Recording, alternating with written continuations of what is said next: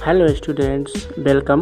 तो आज के इस वीडियो में हम अध्ययन करेंगे class 12th English book Flamingo से first chapter the last lesson. इस चैप्टर में हम संपूर्ण हिंदी समरी बताने वाले हैं। इस चैप्टर को पढ़ने के बाद आपको उदासी छा जाएगी।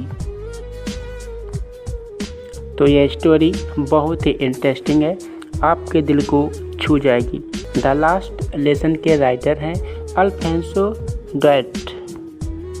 तो यह स्टोरी कब लिखी गई थी?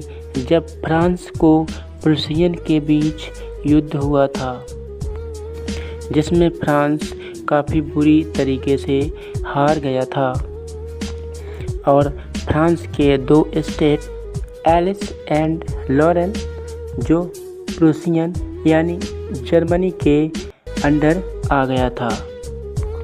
तो राइटर ने इस कहानी में एक French teacher mister N Hemal और उसके स्टूडेंट्स और विलेजर्स यानी गांव वालों निराशा और उनके ऊपर आई समस्याओं के बारे में बताते हैं।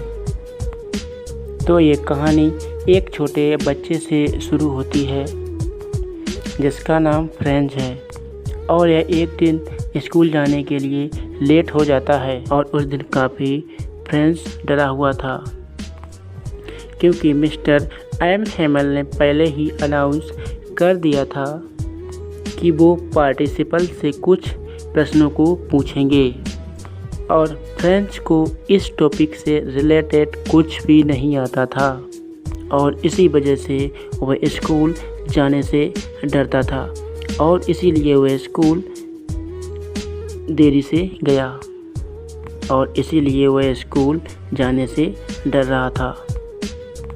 क्योंकि हमारे स्कूल में कोई ऐसा टीचर ज़रूर होता है जिससे हम डरते हैं, और ख़ास तौर पर तब जब हमसे वे प्रश्न पूछते हैं तब।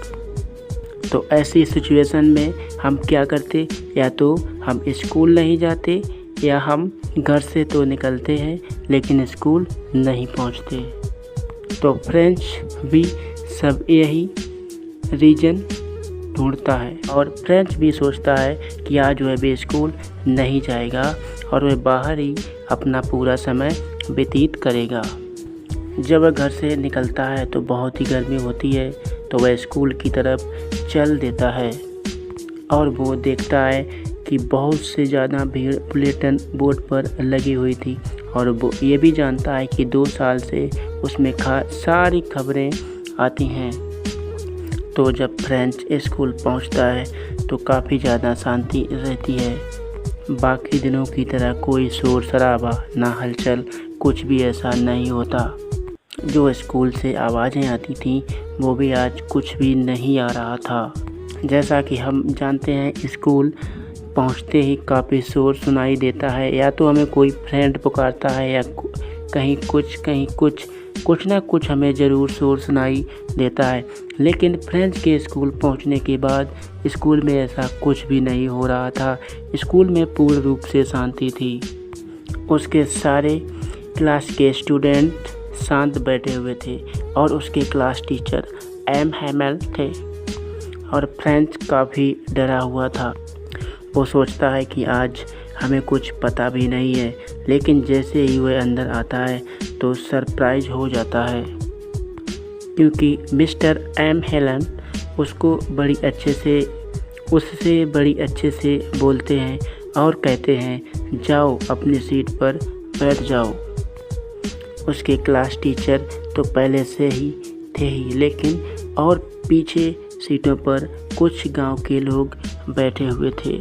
सभी लोग क्लास में शांत बैठे हुए थे और उदास भी थे, लेकिन फ्रेंच ये कुछ समझ नहीं पाता आखिर ये हो क्या रहा है।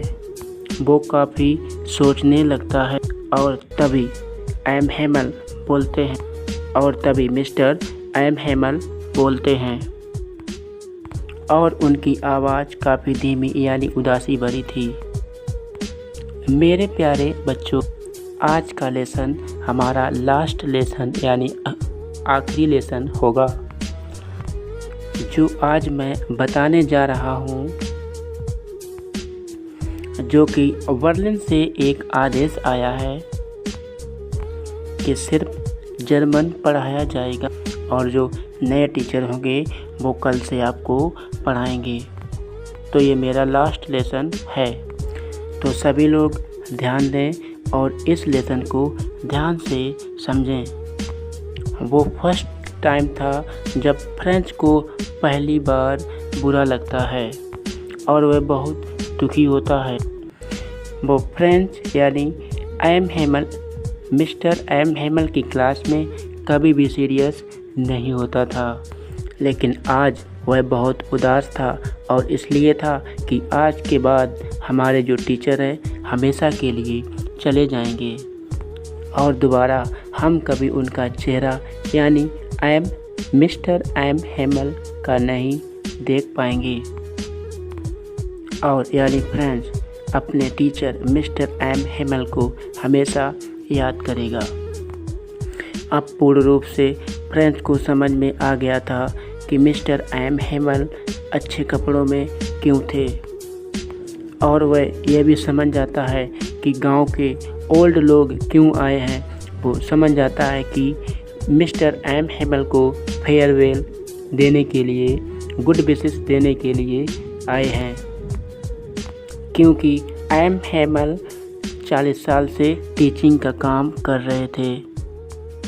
तो लेसन स्टार्ट होता है पार्टिसिपल का और फ्रेंच की बारी थी उसे बोलने की। फ्रेंच पार्टिसिपल बताने में गड़बड़ा जाता है और मिस्टर एम हेलन उसको कुछ नहीं बोलते और कहते हैं कि तुम सब फ्रेंच लोग हो और अपनी ही भाषा में लिखने में बोलने में गड़बड़ करते हो, और बताते हैं कि जो फ्रेंच लैंग्वेज है दुनिया का सबसे वेस्ट लैंग्वेज है। फिर वो अपनी पुस्तक को खोलते हैं और ग्रामर को पढ़ाना स्टार्ट करते हैं।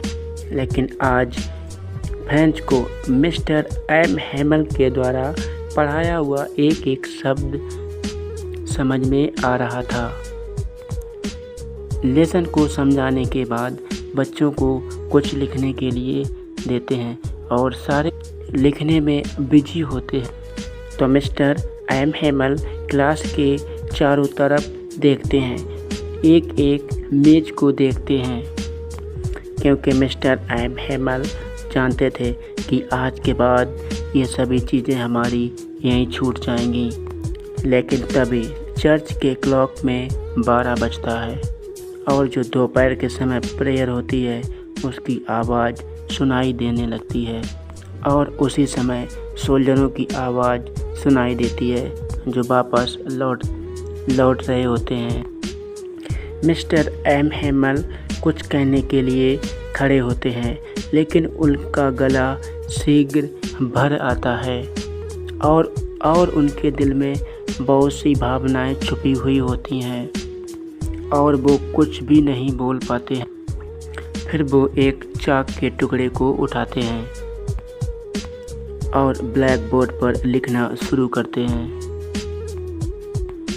बड़े बड़े अक्षरों में, लॉन्ग लिव फ्रेंड्स, और चैप्टर यहीं से समाप्त हो।